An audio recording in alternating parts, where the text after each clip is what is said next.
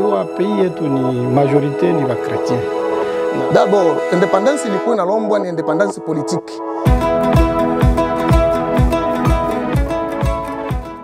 Naona juste tuko tungali mpaka pale kulie kwenye reflexion juu ya expression na juu ya exploitation ya Congo.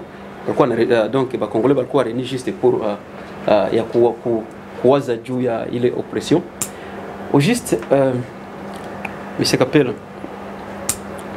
est-ce que mtaweza kufikisha hii vita Congo ou bien ilite Congo? Ok, merci.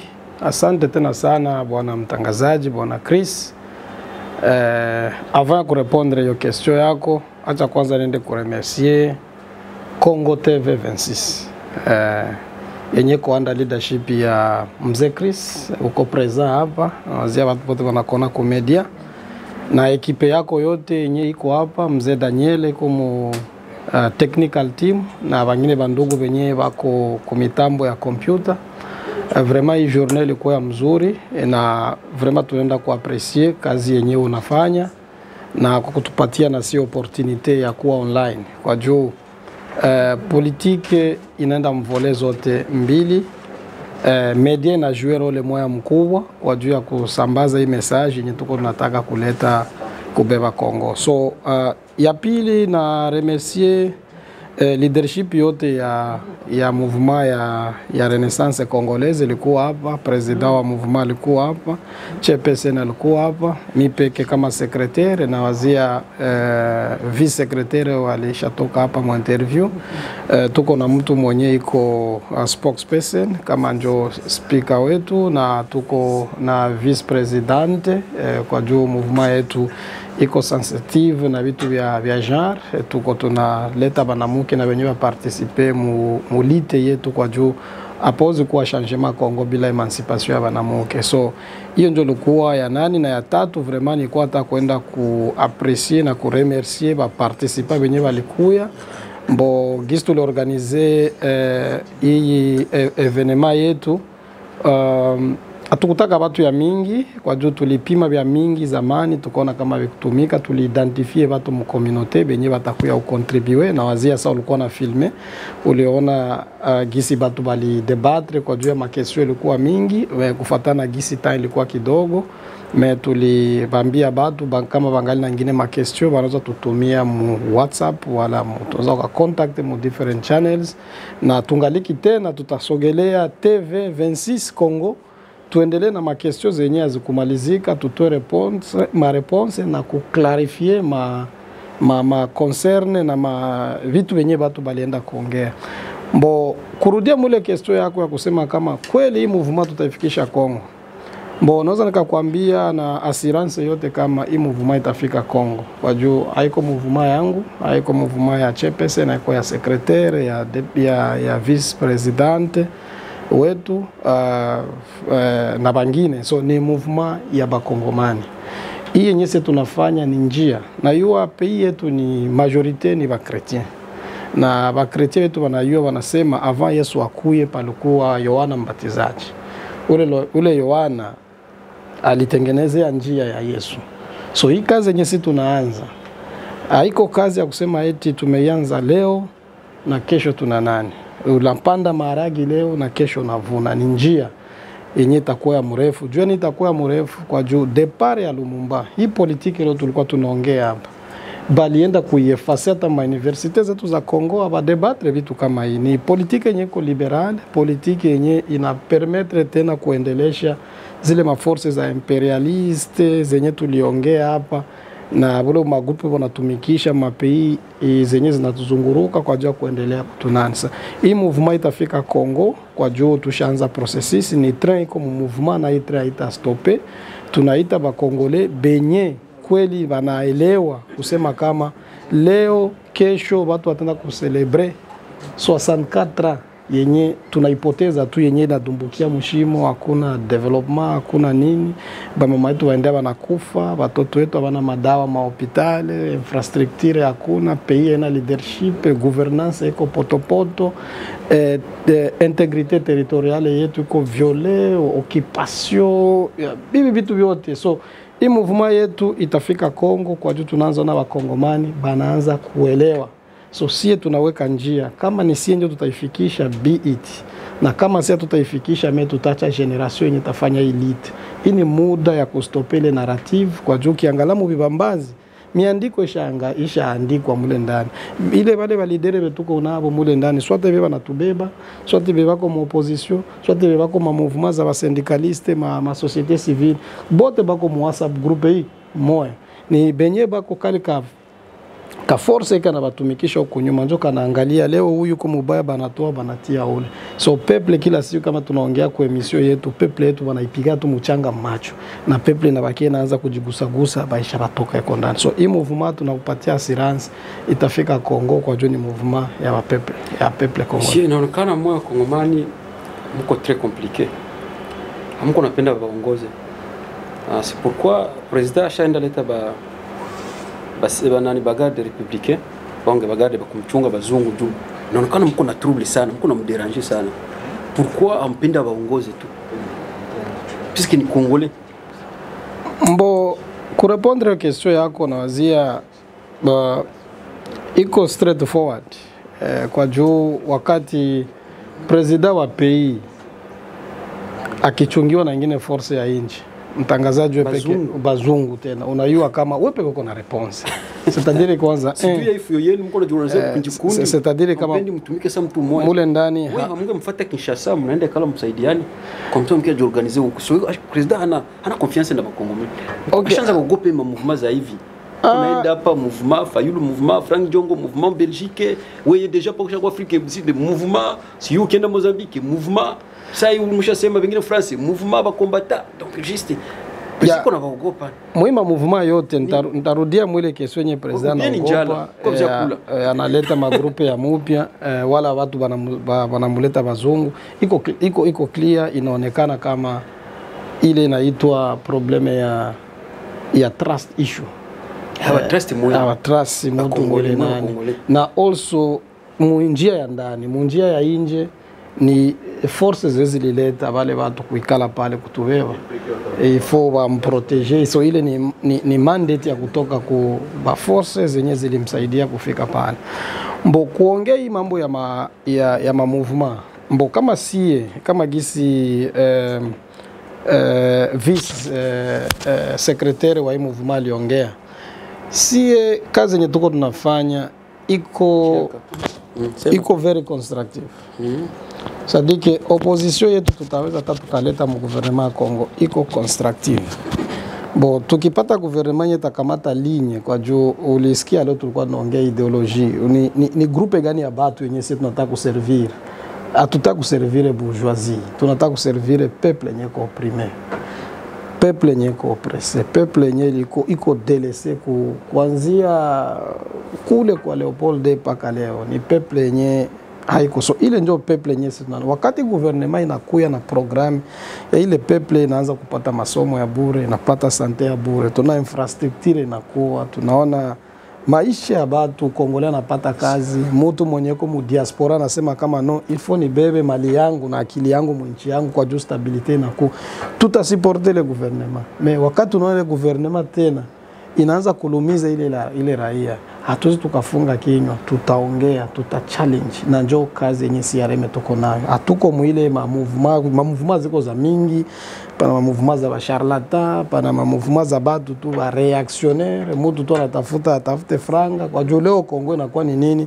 Nikisikia nachoka unaanza mouvement eti utaenda kwa Nations Unies watakupatia fond. So hatuko mwile njia, si tuko mulite yenyeko ya kweli, ni lite ya kustope ile kamba yenye tulitoka kule ku Leopold paka leo. Ile kamba inapaswa kuisha, na kama si hatushimame ndeni generation inakuya itasufrire mo kuzidia si. So hiyo ndio lite tuko nayo.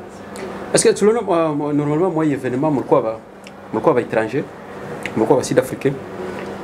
Est-ce que na uko na usha inchi sasa Felix naye Denima alienda ku Rwanda anajiasosie na Rwanda kaleta mpaka Kagame wakimzika Tshisekedi na wewe sasa tunaona mko wa South Africa Sikia haiko na huko na ufari repetition ile ile huko nausha na wewe inti. Bon, unauliza question mzuri. Unaongea uliona Kisekedi alienda Rwanda, so unabidi ujiulize Kisekedi. Tunaona basida Afrika. Yes, c'est question mzuri sana. Unabidi tena tujiulize si alienda Rwanda, alienda kuongea na nani? Kale ka class ka bourgeois national, ka Banyarwanda. Kenye kako kana oprime ingine class ya ba travailleurs ya Rwanda. So ukiangalia sie basida Afrika walikuya hii evenement nyako international independence ya Kongo najulikana fasi moja. So barafiki wetu na waleta ni benyewe banapigania na benye lite ya batu benye bako oprime. So awapigani maendeleo ya imperialiste kwa juu kwa kuenda Rwanda kuikala na Kagame stadili ke mnaenda kuchangia gato na wale benye banaendelea kutulumiza ndani. Kusie kujiasocie na maorganizasyon kama COSATU ni mouvement nyeko international ya inaorganize ba travailleurs hata pako masindika za bakongomani zenye mu miaka ya nyuma ukienda mu website yabo utajikuta balikuwa ndani ba syndikaliste ba mwalimu baganga banani mbo watu yu walishia wapi. So kujisogelea kwa na barafiki kama South African Communist Party ni benye na benye wanapigania maisha ya raia ya chini kwa juu pako movement communiste ya Kongo tunatumika nayo na inatumika na Communist Party hapa Afrique du Sud. So tunajialie selo class. Tunaona bale banajialie ni class ya ba bourgeois ba Kongo, ba bourgeois ba Rwanda banaikala fanya vitu kwa juu kukulisha le mtu. Sie ni class ya ba opprimé, ba oppressé, ba Congolais, ba Sud-Africains benye tunataka kufanya ile nani internationalism. Kama unasikia mzee Wamba dia Wamba alikuwa anaongea kila siku fasi yote. So unaweza chukia mtu lakini maneno nyana ongea pana leso unaweza ukalena.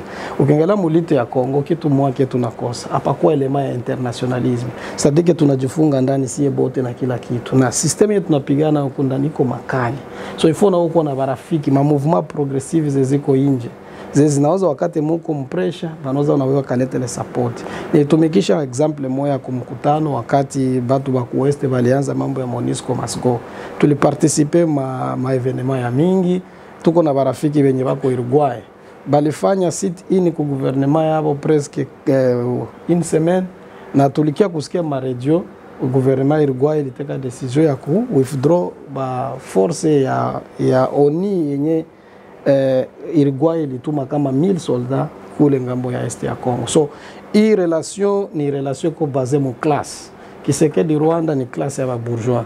Na sie kwa Sud-Africains wa COSATU, ma mouvement za syndicaliste na ma mouvement socialiste hapa ni classe ya ba ouvrier. So hiyo njo inabidi tukate line entre classe mbili zenye kila siku ziko kwenye vita moja. Huyu ataka exploiter huyu, anataka huyu aumie, sana sisi tunataka tujiorganize na sisi tuende ku disrupt ile keki yenye bako banakula pale yenye bataki kugabulia bangine. Merci. Asante sana mzee. Monsieur Kaskil, naona leo palikuwa initiative ya reflexion juu ya oppression na juu ya exploitation ya République démocratique du Congo na CMR ou bien SRM mouvement, donc le mouvement congolais pour la lutte contre l'exploitation et l'oppression. Question qu'on a uliza au juste muko nasaidiwa na nani? Okay, asante sana ndugu mtangazaji. Kwanza labda nianze kuongelea kwa sababu ya movement uliita mkifaransa kweli, lakini tunazoelea sana kuita mkiingereza CRM, Congolese Renaissance Movement, na mfrancais ni Mouvement de la Renaissance Congolaise. Ni kwamba hatuna msaada wowote wa mtu ambaye ametusimamia nyuma, na hiyo inatupashia ile proudness, aiza majivuno ya kusema kwamba tunaweza kufanya kila kitu tunachokitaka bila kusukumwa na mtu, aiza mtu kuturimbikizia mzigo watuende njia yenye anataka. Kwa hiyo tunajisupport sisi wenyewe kwa kutaka kuendelesha movement yetu mbele. Hiyo haina sababu ya kusema kwamba hatutaki watu wa kutusaidia. Tunaweza tukasaidiwa na mtu mwenye atakuwa na malengo ya kusema kwamba tuende kuokoa nchi na isiwe kwamba kwenda kutumikia tumbu zetu, aiza kwenda kuwa saa vile vibaraka vya watu fulani wanataka kwenda kuendelea kuiba nchi yetu. Lakini kama ni mtu ambaye anaweza kuwa na pesa zake na anasema kwamba nitawasaidia kwa sababu ya kutaka kwenda kumaliza ile hali ya uizi wa mali ya nchi, twende pamoja kwa hiyo hali, tunaweza tukakubaliana na huyu mtu kama anatembea mawazo yetu. Tofauti na hayo mawazo yetu ya kwenda kuendelea kuumiza, kuua, kuiba, kubaka wa mama zetu, hatuwezi kubaliana na huyu mtu. Bora tuendelea hivi kujibeba sisi peke. Kwa hiyo tunajibeba kwanza sisi peke mpaka pale kama tutapata watu wenye wanatusupport mu mawazo yetu. Sasa na leo tunajua kama ni le 29, donc moins un jour batu va fêter démocratie, plutôt indépendance ya Congo. Na moi taki mouvement mko nakia réfléchir, mko kina waza juu ya exploitation na juu ya oppression. Est-ce que mko nafaa confusion? Moi mko contre le gouvernement. Du gouvernement déjà hivi ukienda msidi Kivu, ukienda mwest yote ya Congo en général, ukienda ku l'ouest, ukienda ku est, ukienda mkapitali ya Kinshasa, batu yote sasa hivi mko nauza bitu vya kufete juu ya indépendance kesho. Somo mnakia réfléchir, est-ce que unaona kama mko contre le gouvernement? No, ndugu mtangazaji, ni kwamba hatuko contre gouvernement. D'abord ni mzuri kwa sababu tunaifanya siku yenye iko tofauti na siku ya independence. Il faut tu réfléchir kwanza. Ile independence ilikuwa na importance kwetu, ilikuwa na maana gani, umuhimu wake ni nini? Donc batu waende kufika kusema kwenda kufete, baasha pata ile réflexion yenye sie tulifanya. D'après sie kama vile CRM na intellectuel bengine benye tunakutana na nabo hapa kama vile ba Marxist, tunaona ile independence haikukuwa na maana sana kwetu. D'abord independence ilikuwa inalombwa ni independence politique, na independence politique yenye tunapata pour le moment hatu ya kuwa ni ile haki ya kuchagua viongozi wetu sisi wenyewe, lakini viongozi wanakuja kuwekwa kwa madaraka kwa nguvu. Manake independence politique haikukamilika. Sasa kama unafuata wakina Lumumba, na tuko kabisa watu ambapo tunaendeshwa na mawazo ya kina Lumumba. Independence Lumumba alikuwa anaomba haikuwa yenye iko politique tu. Lumumba alilomba independence totale, alikuwa anamaanisha independence economique, independence politique. Alors, tulipewa independence politique yenye haikuenelea, yenye iko kontrole na benye bana shikilia makuta. Kwa sababu unaweza ukapewa politiki bila makuta hawezi kufanya kitu. Sasa benye beko na makuta beko na determine ni nani atakuwa kibaraka hapa ili aweze kuendelesha majenda zetu. Sasa kama sisi kama vile CRM tulikaa chini na kuamua kwamba hii independence haikukamilika, haienei. Il faut tuanze kuifikiria hata kabla watu hawajafikia kusiku kwenda kucelebrate. Bakuwe deja na mawazo yenye tutawaambia kwamba hii independence haina faida kwetu. Okay, tukienda mfano kusema kweli ni independence banaenda kufurahia. Banafurahia nini? Kuuawa, kuibiwa, kupigwa, kukimbia nchi yetu. Mamilioni hivi Kongo wanasema please ya 12 milioni ndio inakufa. Hatuna maana ya kusema tuko na independence. Wakati tuko mvita kila siku, tuko tunauawa kila siku, tuko tunakimbia, Kongomani tunaonekana sasa vile ni nyama. Kama kuna kufa mkongomani kwa sasa vile na kwenye kuna kufa imbo mu Europe, imbo iko na samani kwa mkongomani. Donc hatuna independence kule yenye tunaweza tukacelebrate. Journée ya kesho ya dimanche. Na hata kama bakongomani wengine watatusikia, ilikuwa journée ya batu bekale kumagoti, kila mtu avale nguo ya mweusi ya vilio. Tukumbuke kwanza Lumumba alikufa bure. Na tuanze kukumbuka na wengine wenye wako wanakufa leo kwa sababu ya wale walitaka sisi tuendelee kuwa chini ya mamlaka yao kama vile watumwa na vibaraka ambavyo vinawekwa kule kwenye madaraka kwa sababu hawachaguliwe na watu. Na kwa sababu ya ile ndio maana sisi tunakaa chini na kuanza kurefreshir, kuanza kufikiria pamoja juu ya hii independence yenye kuenea na yenye ikamiliki, yenye tuna iko maskaradi kwa watu na kuanza kuicelebrate. Donc haina independence yenye watu wanaweza kufurahia juu haijazala matunda ya mzuri kwa bakongomani. Alors jani mlipenda kujiorganiser à part comment tuko na gouvernement iko Kinshasa na juste le gouvernement inatumikia na bakongomani. Comment mkupenda donc kujiralie ku gouvernement comme ça mnawaonesha kama no independence vraiment haiko vraie independence mnawazia, mais plutôt mlipenda kujiorganiser à part comme si mko contre. Asante ndugu mtangazaji, kwanza unapaswa kujua kwamba si hatuna pari ya ile gouvernement, na ukiangalia mfaso nyingine sitasema tuko mu opposition ya ile gouvernement. Donc naweza nikakwambia tuko mu pari ya société civile. Na hivi ndio gisi tuko tunaopera hapa mu South Africa. Donc aina kwa sababu tuko bakongomani ndio tunaweza enda kucelebrate pamoja na parti au pouvoir yenye aina malengo ya kuendana na mawazo yetu. Donc sie kama sie hatuwezi kuungana na ile serikali kwa sababu malengo yao na malengo yetu iko tofauti. Kwa hiyo sisi tunafanya kitu kinaendana na malengo yetu. Na nafikiria hata Kongo kwenyewe nimeweza kupata information kwamba Martin Fayulu atahutubia raia pale Kinshasa kesho. Donc ahutubie pamoja na Rais Tshisekedi. Yeye kama vile mpinzani anahutubia raia kwa independence selo malengo yake, maono yake ideologically yenye yeye anafuatilia. Na sisi kama vile CRM hatuna party ya ile opposition parties Mkongo na hatuna party ya parti au pouvoir. Donc tunasimama kama vile CRM na kuweza kufikiria juu ya hiki chenye tuko tunaita independence yenye ikamiliki. Donc hatuna muhimu wa watu kuchangana na mwingine mtu mwenye atuambatane naye kimawazo. Kwa sababu mawazo yetu ni mawazo kama vile ya CRM na tunaiendesha kama vile CRM bila kuingiliwa na mtu yoyote ule. So okay, na mko nawaza mnaweza fika wakati ya Kongo wakati gani? Kwenda Kongo ni kitu chenye hatuwezi kukwambia ni kesho, aidha kesho kutwa. Hiyo ni kitu ambacho kinaendana na uwezo wetu na kazi yenye tuko tunafanya hapa kwenye tuko na nchi. Na ninaweza nikakwambia kwamba tuko Kongo lakini hatuja kwa kiwazi. Ile kwenda Kongo kiwazi haina kitu tutatangazia watu sasa hivi leo aidha kesho kutwa, lakini Kongo tuko weko na tutaenda Kongo kiwazi. Siku ipo tutatangaza tunafika mkoa. Okay, merci. Jana tulisikia mlokalite moja ya East ya Kongo, Nord Kivu normalement Kanyabayonga. Basema kama Kanyabayonga jana ba M23 bali bana ni barebel. Ilikuwa accompagné na donc ni on dirait barebel ou bien agresseur. Bali bana les partis à pays. Na au juste na mko mona M23 mko relié. On a relation avec M23. Puisque M23 est contre le gouvernement actuel, nous avons maïdé zenu. Est-ce que coalition? Non. Kuambia ukweli hatuna relation yote na M23. Na vita vya M23 ni situation yenye tulikuwa tunaongelea leo. Na watu wa mingi biko wanashindwa kuelewa hata na rais na ba viongozi vingine wa parti d'opposition kwetu. Wanashindwa kuelewa wakati mtu akisema kwamba hatuna problemu na Rwanda. Rwanda ni imbwa. Kama imbwa inapanda kumti, haina mikono. Ilifo wewe mwenye mti ule wa hembe uanze kuangalia aliyepandisha hii imbwa kumti ndo nani. Donc ule aliyepandisha imbwa kumti ndo problem. Yani Rwanda haiwezi kuwa problem, alipandisha Rwanda kumti ndo problem. Kama tunamalizana na mwenye alipandisha imbwa kumti ni easy sana kushusha ile imbwa kule, hata kupiga hata kuua. Itakuwa na rahisi sana. Tukiendelea msuala kusema kwamba Kanyabayonga na kamatiwa.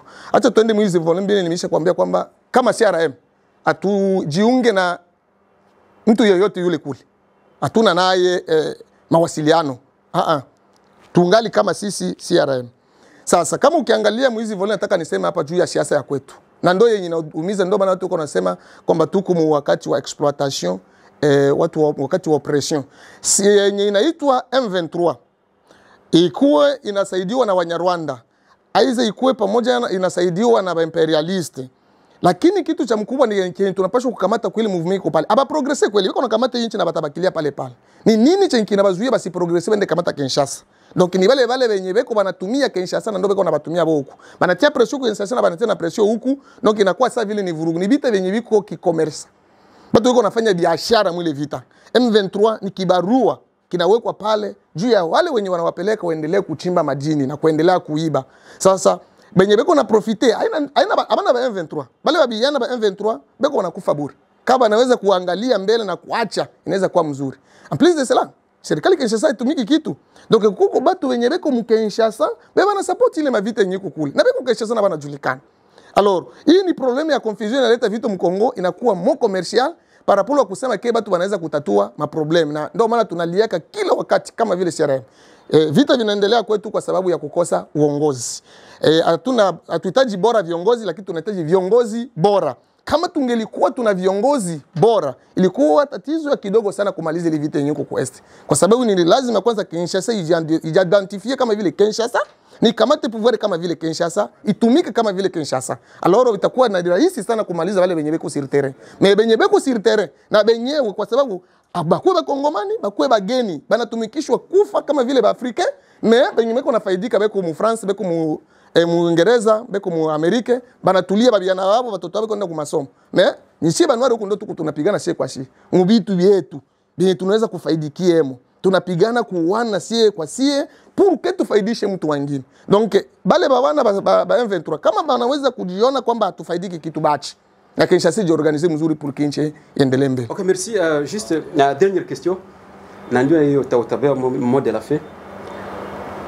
Initiative ya leo. Donc il y a mouvement de la Renaissance congolaise, CRM en cible. Kumtu mwenye iko naifata, iko Fizi, iko Uvira, iko Bukavu, iko Goma, iko Kinshasa, iko Lubumbashi partout. Anaweza nini, unaweza mwambia nini leo? Merci sana. Est-ce qu'il quoi récite? Est-ce que nini anaweza chunga kwa mouvement kwa initiative ou bien nini anaweza chunga mwa organization? Asante sana chungwe, ndugu mtangazaji. Kwanza CRM ni resite ya mkubwa sana. Kwa sababu siye tunafikiria klase politiki ya mupya. Na klase politiki ya mupya yenye tuko tunaifikiria musansi ya kusema ke tuandae viongozi. Donc mtu mwenye eko mu Kongo, mtu mwenye eko mu est ya Kongo, west ya Kongo, mwenye anatusikiliza ni wakati mzuri wa kusema ke atukaribie pamoja, tukue pamoja na yeye. Mais tuko na problem parce que tuko na induction program. Haijali uko na masters, uko na PhD, uko na licence, uko na experience gani politique, ulikuwa ministre, ulikuwa gouverneur, atujali. Unapita mu induction program ya kukuandaa uwe kiongozi mzuri. Sasa kama mtu anatusikia na sisi tuko tunajiandaa na tunajiamini kusema kwamba tutakuwa viongozi vizuri, ni lazima mtu mwenye atusikia atujue na yeye aingie mu induction program, andaliwe juu akuwe kiongozi mzuri. OK, merci. Asante sana. Oui, donc je crois qu'aujourd'hui nous sommes le 29 et qu'aujourd'hui vous êtes venus juste pour participer à cette réflexion. Donc sur l'oppression et l'exploitation du Congo. Alors qu'on connaît que bien, c'est toujours après aujourd'hui, donc demain, ça sera donc la célébration de la fête de l'indépendance au Congo. Alors que vous êtes en train de réfléchir juste sur l'oppression et l'exploitation. Est-ce que vous êtes en train peut-être de faire la confusion quand on connaît bien qu'à Kinshasa, le gouvernement congolais a préparé au moins 250 millions de dollars juste pour fêter cette indépendance. Tandis que vous êtes en train de réfléchir sur l'exploitation. Ce n'est pas une confusion. Merci beaucoup. Tout d'abord, je vais commencer par dire merci au mouvement congolais de Renaissance qui nous a appelés pour venir parler et dire ce que nous pensons de notre pays. Donc pour moi, c'est un privilège que j'ai salué. Et j'ai fait partie des gens qui sont convaincus que nous ne devons pas célébrer l'indépendance. Nous devons faire des réflexions. Et si je suis arrivé à accepter de venir et parler, présenter ce que je devais dire aux gens à propos de mon pays, c'est parce que ce mouvement ici nous a montré l'entièreté et ils ont une façon de redéfinir et lire les problèmes et les origines de tout ce qui se passe dans notre pays. Donc, cette journée du 29, c'est parce que, vous savez, ici, en Afrique du Sud, les gens ont des activités un peu partout. Peut-être les organisateurs ont décidé d'organiser ceci aujourd'hui. C'est parce que peut-être c'était un bon moment. Même si ça pouvait être demain, on allait tout simplement faire des réflexions. Pas nécessairement dire que c'est une fête. Donc c'est ça, voilà pourquoi nous sommes ici. Et nous avons donné notre façon de lire et redéfinir les problèmes de notre pays. Donc c'était une réflexion. Merci. OK, pour ma deuxième question, est-ce que quand vous réfléchissez sur cet événement, qui est peut-être moins quelques heures, pour qu'on attende peut-être demain, et qu'on sait bien que Lumumba a été tiré pour cet événement, vous attaquez le fils ou le petit-fils de Lumumba, est-ce que vous êtes en train d'ignorer l'histoire? Vous êtes en train d'ignorer peut-être la lutte ou saper la lutte de notre héros à tous ces métiers de Lumumba? Moi, je fais partie des gens qui font partie de cette école-là qui disent que Lumumba n'a pas perdu sa vie pour la RDC seulement. Il a perdu sa vie pour le continent. Et nous célébrons Patrice Emery Lumumba tous les jours. Et le 30 juin est symbolique. Cette génération de Patrice Lumumba et les autres qui avaient tout fait pour que nous soyons là où nous sommes aujourd'hui, avec cette indépendance politique qu'on nous avait léguée. Mais moi, je ne trouve pas plus important de célébrer, parce que Patrice Emery Lumumba lui-même, devant les rois Baudouin, quand il avait donné son discours, c'était un discours qui avait confirmé notre personnalité en tant que les êtres humains vis-à-vis de l'homme blanc. Donc, en tant que panafricaniste, Emery Patrice Lumumba, tout ce qu'il avait fait, et il avait été tué, c'est pour l'émancipation totale du Congo en particulier et du continent en général. Donc, le 30 juin, c'est pour nous pour faire une réflexion. Lumumba est célébré tous les jours. Ok, Lumumba est célébré tous les jours. Alors, avant peut-être les mots de la fête, j'ai encore une question. Donc, je pourrais vous demander quelle est votre analyse sur la situation. Donc, on ne peut pas dire ce qu'il fait, mais la situation de la guerre, puisqu'il y a une localité qui a été prise comme élément de paix aventuré par soi-disant les M23. En tant que Congolais, en tant qu'analyste, en tant que professeur, quelle est votre lecture sur cette situation? Donc, tout d'abord, je vais commencer par dire, par reconnaître tout ce qui se passe dans l'Est du Congo. Je vais m'agenouiller avec les victimes et je comprends et je plaide les morts dans l'Est du Congo parce que moi personnellement je viens de l'Est. Donc c'est quelque chose qui est tout près de mon cœur en tant que Kivousien et Congolais en particulier. Mais pour ce qui concerne la sécurité, et cette guerre qui est dans l'Est du pays, c'est une guerre qu'on devait d'abord attaquer Congolais. C'est demander pourquoi cette guerre. Quelles sont des raisons, quels sont des facteurs contributifs qui éclatent cette guerre que nous sommes en train de faire. On est en train de récupérer des localités, je dirais, l'M23 est en train de récupérer des localités avec Corneille Nangaa et les autres. Mais nous avons des FARDC, nous avons notre armée. La fois passée, quand j'ai visité des informations venant des institutions et des baromètres qui mesurent les capacités des armées, on nous avait dit que notre armée est parmi les armées les plus puissantes du continent, les 10 armées les plus puissantes du continent. On peut maintenant se demander pourquoi cette armée n'arrive pas à protéger l'intégrité de notre pays. Pourquoi cette armée n'arrive pas à protéger nos compatriotes? Qu'est-ce qui se passe?